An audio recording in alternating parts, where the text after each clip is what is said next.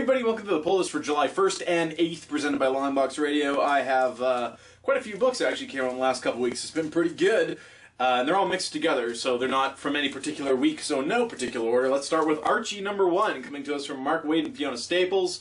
If you didn't know this book exists, you do now, and you should probably pick it up. So Fiona Staples, of course, the artist, known for Saga, as well as some other things. Mark Waid, always a good time. They're together on an Archie book now, and it's pretty much what you'd expect. A hip redo of Archie. All the characters are still here. Jughead comes across a little insane now that they've kind of modernized it. The fact that he's still wearing the t-shirts he wears and that weird crown is a little unnerving. But they, you know, the whole gang's here. I don't remember Archie ever narrating to the reader, but that's the case here.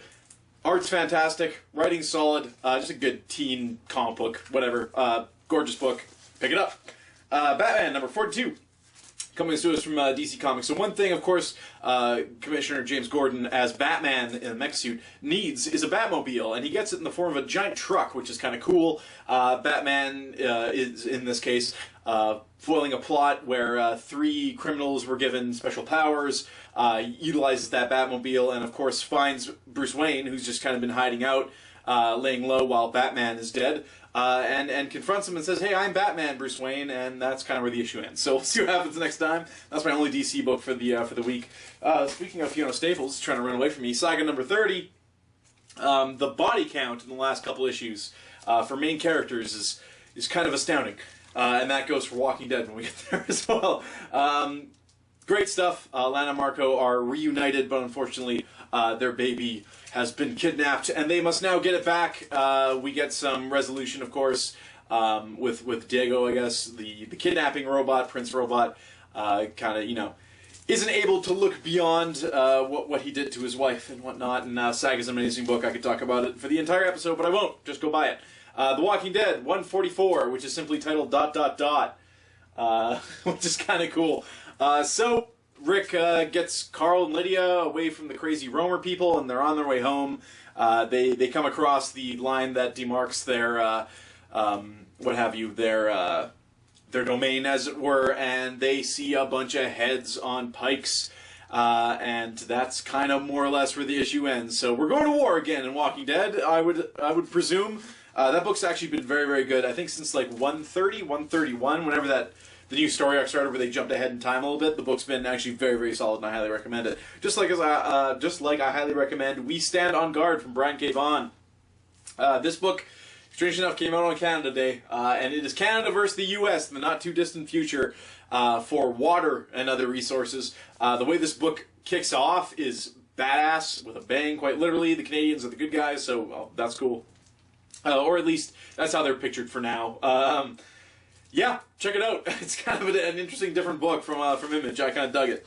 The Wicked and the Divine from Gillen. Of course, McKelvey did a page, and I think the cover of this, but is not on main art. I don't read previews, like I said, so I don't know if McKelvey's off for good, but he was a real driving force in this book for me, because the last couple issues have been a little tough to follow. I reread them, and I have a general idea of what's going on. Last issue, of course, they kind of did away with, spoilers, the main character, as it were. Going forward, I mean, the concept's really cool. I'm in for the long haul. I'll see where this book goes. I hope McKelvey's coming back around on art sometime. Not that the art's bad in this book by any stretch of the imagination. It's just, you know, when you're used to seeing McKelvey, once it's not, it's very jarring.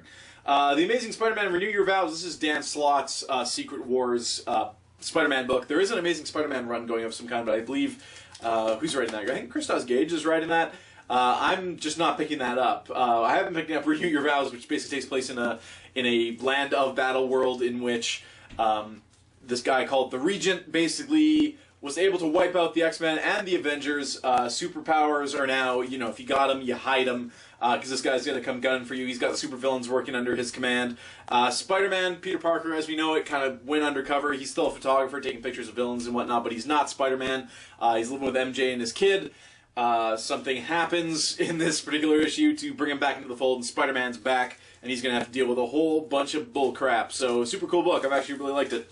Battleworld Ultimate End #3. Again, your favorite characters from the 616 and 1610 just getting bodied in this book. I don't remember exactly, because I read this one and the second issue back to back. I'm just going to give myself a quick refresher. This is real professional here. Yeah, this is the one. Okay, so in the last issue, in the last pull list I talked about, Bruce Banner, the Hulk, making things worse by trying to make things better. That's the theme here. Also, there's a really good, if you're a Punisher fan, Punisher meeting Punisher in this went the only way I could imagine it could go. Just real good stuff from Bendis. Keep it up, man. Everybody gets just a badass book with all the characters available to them. This is like DC's failing, I feel, straight up, is that just like, hey, we're doing this major event. Let's touch upon all these huge books from the past couple decades that have been, give it to another writer, give it to another artist, see what they can do, see what, they basically become what-if stories. Some of them are kind of continuation. Like Old Man Logan's a continuation of Old Man Logan, or something like Civil War, which is the next book I'm going to talk about, is kind of a what-if. What if the Civil War didn't end and it got much, much worse, to the point where the United States was actually divided into the blue, which is Captain America and his people, and then the iron being Tony Stark and all of them, and it never got better, and the war just kept driving a stake between them to the point where it hits basically its boiling point. This is a really cool book. Lionel Francis Yu, of course, on the art, which is fantastic. You can take all the words out of this book, although they're good too, and just enjoy it for that. Charles Soule, of course, on the writing. Fantastic book, and of course, the piece de la resistance.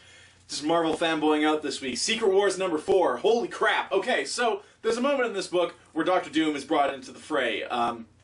Reveals himself. You have, Ultimate Reed Richards there, who's thoroughly a villain with his cabal, as it were, and then you have Reed Richards and Who Survived from 616, which I believe consists of like Captain Marvel, Star-Lord, and what have you. So Doctor Doom kind of shows his hand. Cyclops is there, and I'll tell you why. Doctor Doom shows his hand. He's like, hey, I'm the god of this place, so, stop it. And he's really there after Reed Richards, of course, who, you can't have Doctor Doom without Reed Richards, so he just wants that guy. Doctor Strange kind of being the voice of reason here. But basically what you have is a scene that parallels very much what happened in many issues of the DC run Convergence, I believe it was. I've already mostly forgotten it. You have a scene here where you have like the God figure. The difference being in Marvel Universe, it's Doctor Doom, someone we all know. He's had like a year and a half build up to this moment. He's had 3 issues that super establish him and what he's all about in Secret Wars. Now he shows up in front of all these other characters that already have pre-established relationships with him that we all know because we've been reading these comic books, especially the Jonathan Hickman Avengers stuff or Ultimate stuff leading up to this book. This is an amazing scene. Meanwhile, in DC for Convergence, you have a character that was created for that event with characters from other universes and stuff like that you do not care about, that are literally, in some cases, invented for that issue. That is the failing of DC. That is why Secret Wars is the summer event, by far. It's still going. You know what? Credit where credit's due. I've enjoyed lots of DC stuff in the past, and I hope they can get back to it. But when it comes to the event stuff, you can't beat Marvel, as far as I'm concerned. Anyways, you have Cyclops here, who stands up to Doctor Doom. He gets his comeuppance. Doctor Doom's the man. This book's awesome. Finally, Cyclops got what was coming to him, as far as I'm concerned. He said the perfect thing in a panel before he gets his comeuppance too. Like Cyclops said the thing you want him to say before he got it. So, anyways, that's all the books for this week. Sorry for gushing on about Secret Wars 4, but I really, really like the book. If you had the pleasure of reading Hickman's Avengers and New Avengers leading up to this event, you're having a great time like I am. If not, there's still time to go back and read that stuff to get even more out of Secret Wars. If you're not reading this book, period, change that. Anything with Secret Wars on it is good. You can basically just jump into it. It's got all the characters you recognize. The first issues of these books is just establishing, hey, it's Battleworld, this is a fragment of what used to exist. This is how it works in this book, and each one of these books is like that. So you can pick them up, drop them, doesn't matter. Just good times from Marvel. Yeah, anyways, that's it. So yeah, thanks for watching. Got free digital codes for most of those books. So lucky you can check them out if you're one of the first people to watch this video. Lots from Image this week. It's a good time to like comics. I'll be back again next week, hopefully on time, finally, now that we've caught up with another pull list. So we'll see you then.